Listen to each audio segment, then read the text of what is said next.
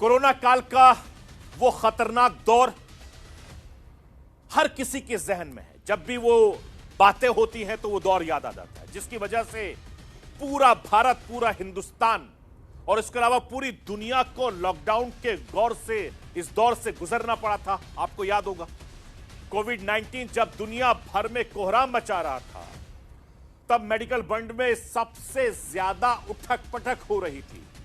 कोशिश थी कि जल्दी से जल्दी वैक्सीन बना ली जाए और उसे फटाफट सरकार की तरफ से मंजूरी भी मिल जाए।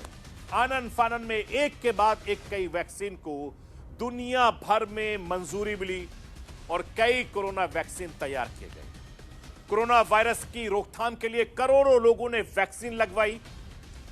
जब कोरोना महामारी खत्म हुई, उसके बाद से लगातार हार्ट अटैक के मामले हम सब के सामने आ रहे हैं। और आपको याद होगा कि कोई नाच रहा है, उसको हार्ट अटैक आ रहे हैं, कोई डांस कर रहा है, कोई डिस्क में है, कोई कहीं है, कोई कहीं है। इस तरह के तमाम मामले जा रहे हैं और इस तरह की खबरें लगातार फैलती जा रही है। कोरोना वैक्सीन के साइड इफेक्ट की वजह से ऐसा हो रहा है, ऐसा दावा किया जा रहा है। वैक्सीन के साइड इफेक्ट को लेकर भी पिछले कुछ सालों से लगातार चर्चा हो रही है।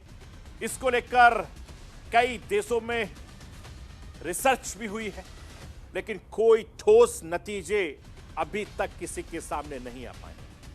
लेकिन ब्रिटेन की एक अदालत ने कोरोना वैक्सीन को लेकर जो खुलासा हुआ है, उसे सुनकर इस वैक्सीन लगवाने वाले लोगों की चिंता और ज्यादा बढ़ गई है। एस्ट्राजेनेका ने कोविशील्ड को लेकर ब्रिटेन की अदालत में जो बयान दिया, उसे सुनकर हर हिंदुस्तानी डरा हुआ है, सहमा हुआ है, क्योंकि हिंदुस्तान में सबसे ज्यादा कोविशील्ड के डोज ही लगे। ऐसे में जानना बेहद जरूरी है कि एस्ट्राजेनेका ब्रिटेन की कोर्ट में क्या कबूल किया है। वो राष्ट्र की आवाज के जरिए आपको बताना चाहता हूं कि इस खुलासे में ऐसा क्या है, जरा इसको समझिए अपनी स्क्रीन के जरिए। पहली बार कोरोना की वैक्सीन बनाने वाली कंपनी एस्ट्राजेनेका ने ब्रिटेन की कोर्ट में साइड इफेक्ट की बात मानी। एस्ट्राजेनेका ने माना है कि उनकी वैक्सीन के कुछ मामलों में खून के थक्के जम सकते हैं, जमे नहीं है, जम सकते हैं, यह कहा है।